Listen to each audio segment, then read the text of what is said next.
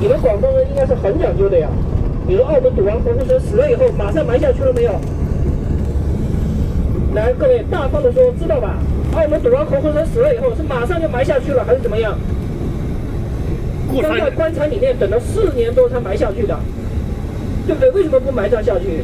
来，再考你们一个问题：毛泽东埋下去了没有？哎，对啊，蒋介石埋下去了没有？难道你们说共产党全是封建迷信？你说国民党全是封建迷信？所以各位，在你不懂的领域，你不能认为人家叫做愚昧，哪怕就比你穷的国家，真不应该这样认为啊！蒋介石当然他的愿望是因为他是浙江人、奉化人，啊，死在台湾1975年，他比毛泽东刚刚大6岁。另外告诉大家一个题外话，他为什么这辈子搞不过毛泽东？因为蒋介石属猪，毛泽东属蛇，他刚刚比毛泽东大6岁。各位，如果你们是懂天地玄学文化的，大6岁叫什么？叫克冲，就是刚好克你。大3岁叫什么？千万以后不要说女大三抱金砖啊，那扯淡的。女大三叫破，或者男大三也好，女大三也好，叫做破，就是太岁头上做无夫就是祸，是祸你就不好过。所以真正懂行的人，为什么叫做这个家中佛在堂中坐，祸从门前过？各位，这都是中国神秘的文化，只是这种文化我们好多人已经把它忘了啊！想要祸从你的家外走掉，不要进家门。请问你家的中堂也好，侧厅也好，有没有供神位？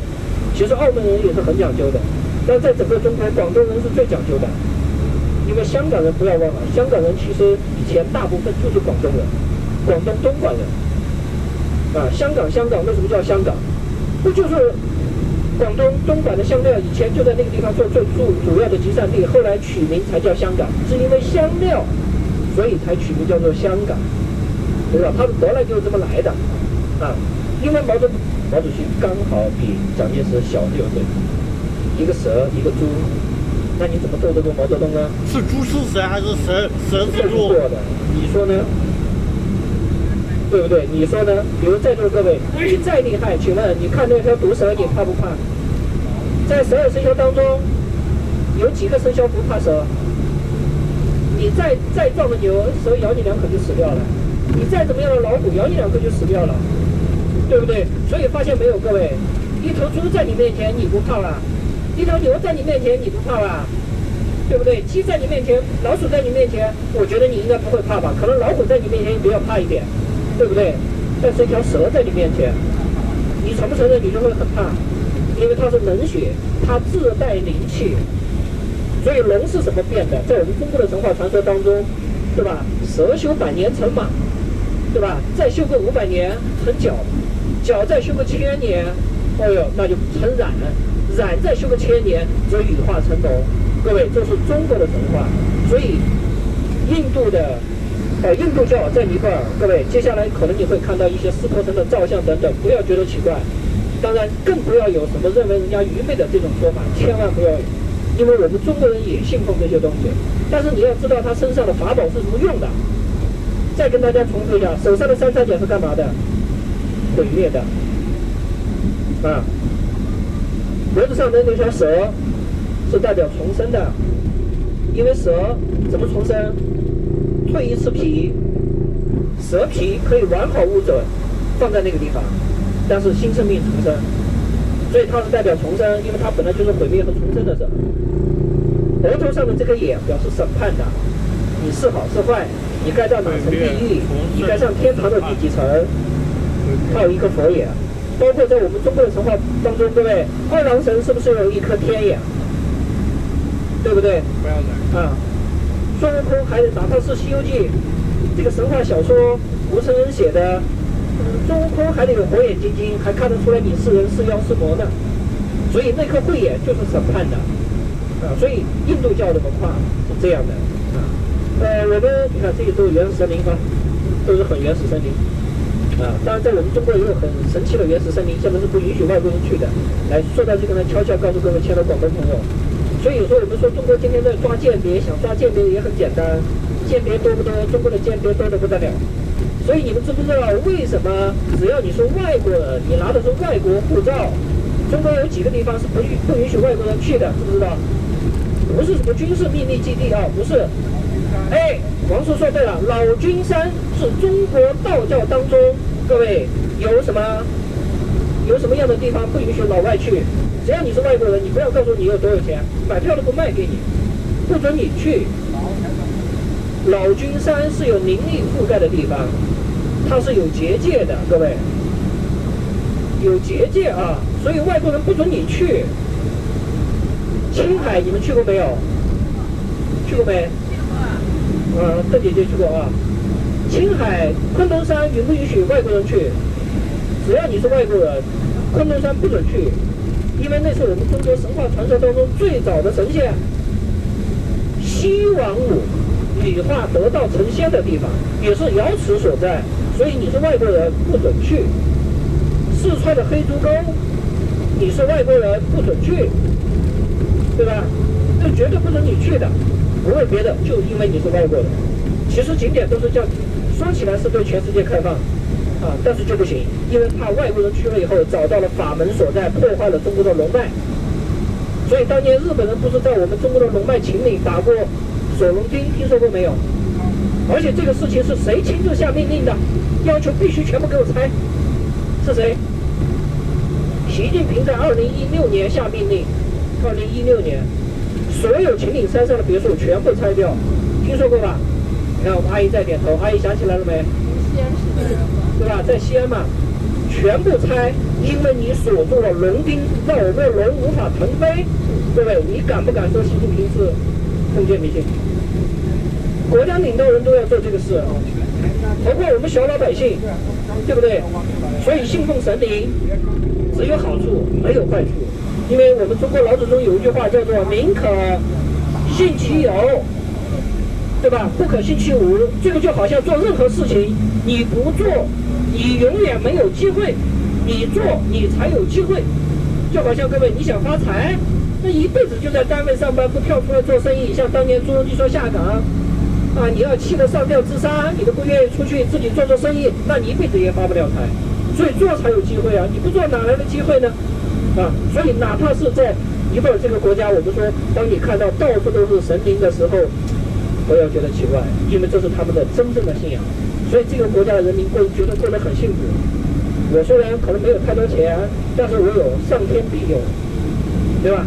当然，中国和尼泊尔的关系为什么那么好，知不知道？这两个国家关系为什么那么好？当然，不仅仅是我们是邻国，中国跟印度还是邻国呢，关系为什么不好？对不对？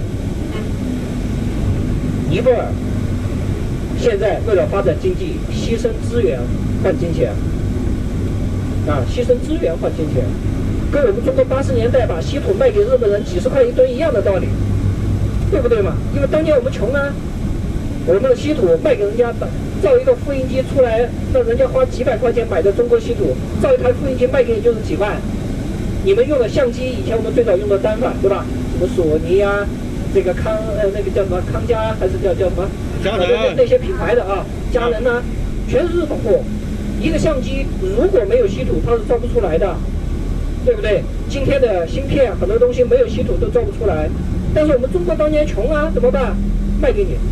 你造出来，我再高价买你的东西，其实现在是一样的道理。所以尼泊尔你说怎么发展经济？跟中国做生意啊，慢慢的搞改革开放啊，因为我们有2个口岸可以直通中国的西藏啊，对吧？有2个口岸啊，中国和尼泊尔现在在边境线青藏高原上直接有2个口岸啊，但有一个口岸因为地震啊，前几年不是尼泊尔大地震嘛，知不知道？记不记得？我们中国来帮他援建，所以亲爱的吴阿姨，昨天你去看到的皇宫那边杜巴广场，发现没有？进去以后是不是看见了中国援建，连消防栓都是中国援建的，对吧？看见了吧？亲眼看到了啊，因为你是已经去过了。所以各位，我们这2个国家目前关系特别好，啊，特别好。他们把他们的山上的宝贝拿给我们，我们帮他修路。早上我们出酒店这条路是中国援建的，早上我们出发以后，过那个收费站还记不记得？但是没有收费啊。高速路是中国在帮他修，原价我给你修，啊，但你要有材料啊，我给你修，你还得有材料啊，包括你们去过老挝的朋友，中国和老挝关系为什么那么好？不仅仅我们都是社会主义国家，因为老挝的高铁都是中国修建的。一个国家需要带头大哥带领你，前提你要愿意相信这个大哥，让这个大哥来帮助你。但是你都不相信他，没有机会。所以发现没有，神学文化运用到生活当中也是一样的。相信的力量，你才有机会。你都不愿意相信的力量，你凭什么有机会？我举个例子，我们车上谁是保险公司的举手？谁？保时的朋友。你们没有保险公司人带这出来的吗？你是吗？保险客户嘛。刘阿姨真是啊。你保险公司的啊，我就用你们保险公司的有个产品举个例，叔叔往后看，那说明后面还有一位，你是没举手啊？我是没举手而已。那刘阿姨，不管你是哪个保险公司的，各位你们相不相信保险公司？我先问一下。后面的阿姨说相信，王叔也在说相信。各位患了癌症，你可以自己掏120万去治病，你也可以，可能曾经你买了重大这个疾病的保险，这个好像1年才2000多吧，但是你们上了年纪，你想买都买不着了，不卖给你了已经。如果不幸患癌，保险公司给你出这120万，你才花了2000多块钱，对吧？不就这么简单的道理吗？包括前段时间，我们车上不是主机有广西的朋友吗？那是哪2位的来着？我记得有一位姐姐，还有一位大哥。你们2位是广西的吗？前段时间广西是不是大洪水？如果你的汽车买的是全险，报废就报废，保险公司赔你就好了。但是如果你不是买的全险，你仅仅买的是交强险，1000块钱，请问保险公司凭什么赔你？对不对？到了吗？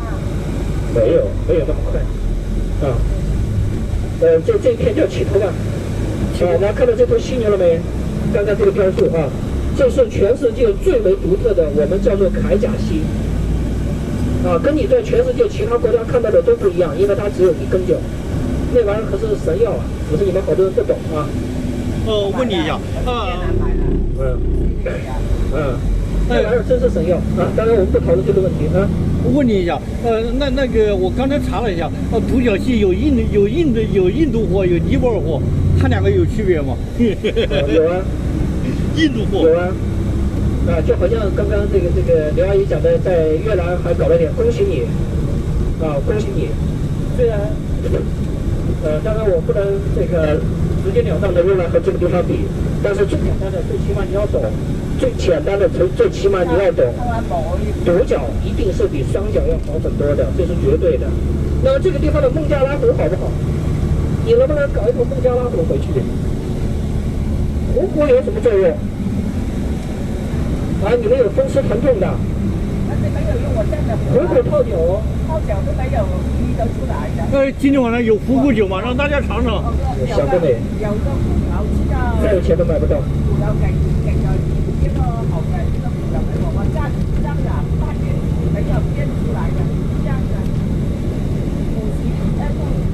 52度，你是把它切了是吧？搞的虎骨啊，虎骨最好不要搞碎，虎骨要一根一根的，不要搞碎。当然我们的泥壁上面你们还看还有麋鹿，就明天正常情况下麋鹿你是一定看得到的，但是像全世界最珍贵的这个亚洲独角犀，你能不能看到？靠运气，因为森林里面鬼才知道它有没有啊。反正坐着吉普车在森林里面绕。当然有的里面的吉普车驾驶员不是我们这个车啊，吉普车驾驶员他知道大概在哪里出入，所以你想亲身看到，对吧？可能全世界都一样。来，带我去一下，全世界都一样，各位，全世界都一样。所以人家有句话叫有钱是大爷，没钱叫去你大爷。这句话也是真理，本来就是的嘛。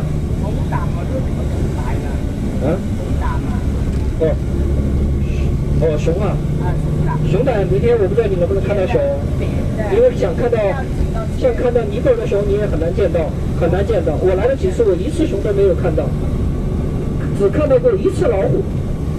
看到老虎，说心里话，我看到孟加拉虎我还是怕的，我真的怕它跑过来，因为这里不像非洲要给你配枪啊。